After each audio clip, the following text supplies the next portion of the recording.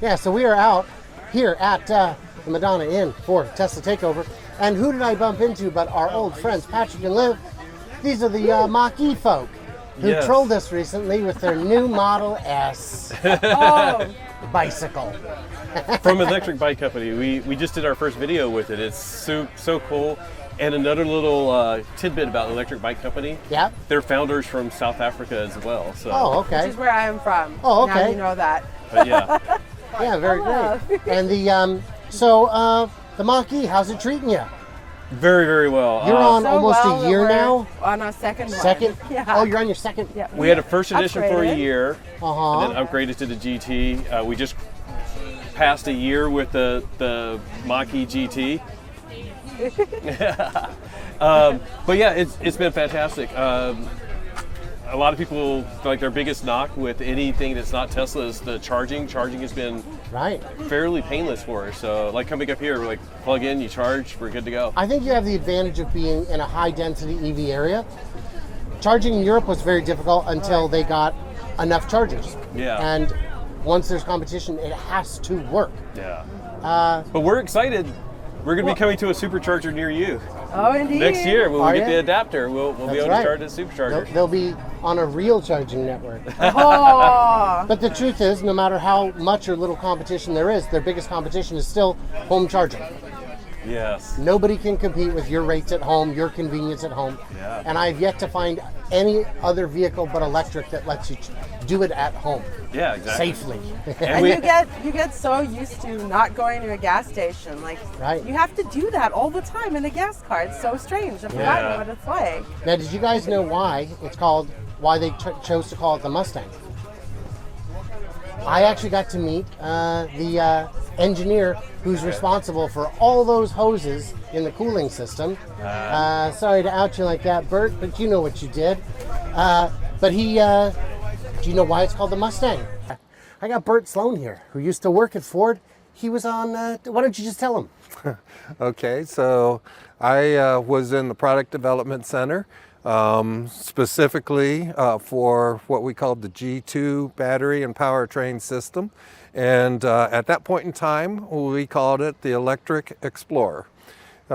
We designed the battery system, the the system of the battery for the MachE, and we were unable to acquire enough batteries to be able to build the volumes of the Explorer.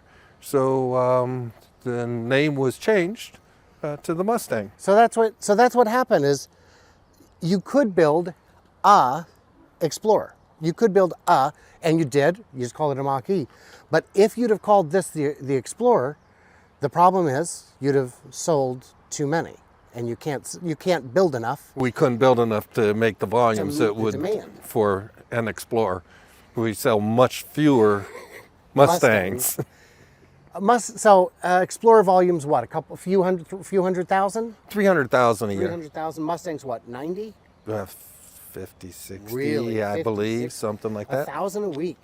If I was to tell you there's a new Tesla line that's going to be building cars, and it's got a capacity of 1,000 a week, you'd say American Icon. You'd say that pony is ready. Well, I've heard different stories. Let's hear it. I heard that it was they were looking into an Escape, basically electric, and then they said, you know what, we need to we can't just come out with like a compliance car looking thing. Let's put our biggest, best brand out there, and which was the biggest, best brand they have in this Mustang. So it was actually the opposite. It was the E-Explorer program. Okay. And once they started their thing where it's going to be a green product. And then they got out and started testing it, and they're like, this is a fun product. This is a fast product. And then when it came time to actually do it, they looked at the numbers and said, if we call this an Explorer, we're going to sell too many. We can't get the batteries. So let's call it something it isn't. We only sell 50,000 Mustangs a year, but we sell 300,000 Explorers. Yeah. So they nerfed it so that they could keep up with demand.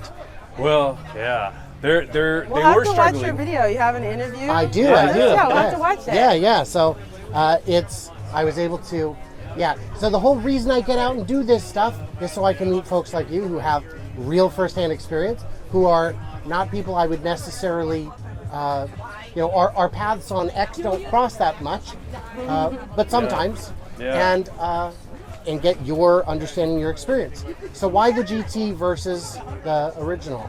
The market, in all honesty, like we loved our first edition. It's gorgeous. There was a lot to really like about it, but at that time the market was so unusual, and it's all Kyle Connor's fault.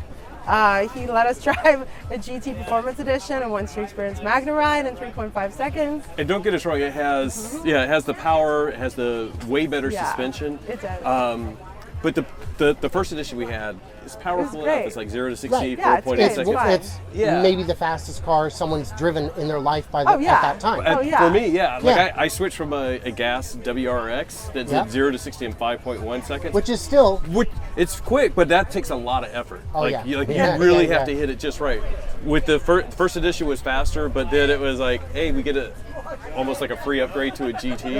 And it's been fantastic. And the suspension is just so good on it with the Magna Ride. It's amazing technology, just makes it so much better. And did you get the GT with some credits on it, or what kind of credits do you get in SoCal? We bought it in Colorado. Oh, you bought that in Colorado? Yeah, but Colorado had some. We got a $2,500 credit from Colorado. They now have a $5,000 credit this year. So if you're in Colorado, go shopping. Go shopping for EVs. It's a little known secret. And e-bikes. They have good e-bike credits too. They're even doing e-bike stuff too. Yeah, they just bumped it up. It was like they were planning on phasing out the credits, and then they decided just to go the opposite way, bump them up, and they have some of the best programs in the U.S. and for like home charging. So you get some good credits for home charging. Now, do you have any insider information at Ford? Do you have anyone that you get to talk to? We Jake, who's here with the F-150 Lightning, he's our insider that we know at Ford, but he's on the marketing side, so he doesn't have like really any inside info. All we get is like, hey, I'm going to go to Tesla Takeover. I'm like, hey, we're going to be there too. And he's here for everyone to talk to, which is super cool. We had a Ford meetup for World Mustang Day, and they sent Jake out, they sent an engineer out to talk to everyone. So like they're trying to make it accessible for everyone to get their questions answered or voice themselves. Yeah, because we always get that. Like, do we get like insider info? And somebody asked us like, does Ford pay you guys? I was like, they sent me a water bottle. So does that count? So yes. So we're at $1.36. Yeah, exactly. And counting. Yeah. But did you get any like charging credits for part of your purchase? Like everyone, we got 250 kilowatt hours. The first edition, that's quite a bit. We got 500 kilowatt hours. Yeah. And it's sort of like, I know it can help sell EVs, like when VW and Kia and stuff like that, they give out like the free multiple years of charging, but it also makes things rough. Like when we go to charge, we see VWs that are local that rather charge for free at the EA station than at home, and they're clogging up the EA chargers. At the same time, though, not everyone has access to charging at home, so it is something that helps everyone get into EVs. Well, and the big announcement with the 7 companies joining forces, the big excitement to me on that one is that they're going to be able to not compete for locations, but cooperate to cover distances. Because that one rural charger doesn't make sense for me to build, but for us it does. Right. And that's the best part is because I've heard people speculating, they're trying to make big bucks off charging, and there ain't no bucks in charging. There's no money in charging. There's no money. You're talking pennies. You're talking maybe $2 per customer per visit. That ain't. There's a reason. If I asked you to name a famous gas station, what you'd name is a famous convenience store. Yeah, because that's where the money is. But I mean, we're at Chargers for like a good chunk of time. They can make money on us. I want those conveniences. I want 20. 20 minutes is enough time to get fast food or a Buc-ee's is a great location for that because there's so much to do. Yeah. If you had to buy something that wasn't a MachE today, what would you get? We have different use cases, but if I had to replace my MachE and couldn't buy a MachE, I like the Hyundai Kias.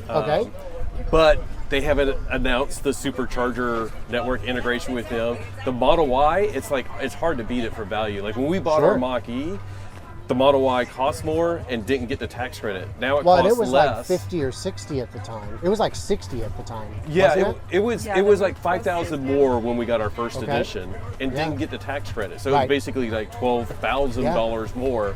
Now it's cost less and gets more of a tax credit. So, you know. But then what would you have called your channel? I know. EV vlog. I don't know. This is why we're also trying to do stuff with EV Explored, because we do want to promote all EVs. And we've test driven like everything from the Model Y to the EQS SUV. And I we can have find a the positives in all of reservation. them. I have a reservation on a lot of EVs. Oh, do you? Most recently the EX30, the Volvo, so I'm thrilled about that. I personally want a smaller EV. I'd probably take a Bolt. With the fact that they're going to be sticking around, I'm so psyched about it. I don't know if they're sticking around because they're going to make them with their own batteries, which means it's probably going to be a new car that's called the Bolt. Yeah. So I'm a little discouraged there, but it's a competent, capable little car. Yeah. I think the problem was that by using the battery suppliers they did, it just didn't make financial sense. Yeah. So give us your socials, give us your everything, plug it. Well, MachE vlog MachE vlog is our primary thing, but we're also working YouTube. on EV Explored, a website. We're going to start putting more articles there. We have some FAQs. I write for A Girl's Guide to Cars. We're all in this. We're hobbyists. We have day jobs. We just do this for fun. And MachE we love vlog this on stuff. Instagram and Twitter and Threads or X. Sorry. Yeah. Very fun. So if you guys haven't checked him out, you got to check him out. They're a lot of fun people. I've been trying to make this interview happen since Fully Charged last year. And then we saw him at the LA Auto Show. And we're like, yes, let's. And then the place was so huge. Oh my God. We didn't see each other again. But we're going to do Fully Charged again this year, right? Yeah, I'm planning on doing it. I'm going to be at Fully Charged in Vancouver also. Ooh, Vancouver, nice. BC. And they haven't put me on the calendar yet for San Diego, but I have told them that I am interested. So that would be, and I went to the one in England. Oh, wow. Yeah. I think Lars from Best in Tesla might know a little bit about that. And if you ever see him in person, just be nice. Yes, exactly. Let's talk about BYD real quick. What do we? Tell me what you know. Well, I think that one up there is very special. Oh, is that the Dolphin? That's the Dolphin, the first ever in Europe.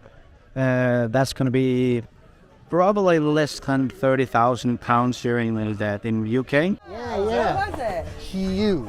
Yeah. Like 3 times the size of this. Nice. It was That makes very sense. big. And if you like wall chargers, Fully Charged has got 30 booths selling what are essentially the exact same wall chargers. You plug it in and your car charges. But ours is better. How? It's good. Different Ours color. is smart, Different color. Yeah. but theirs is smart. Yeah, there's a smart so.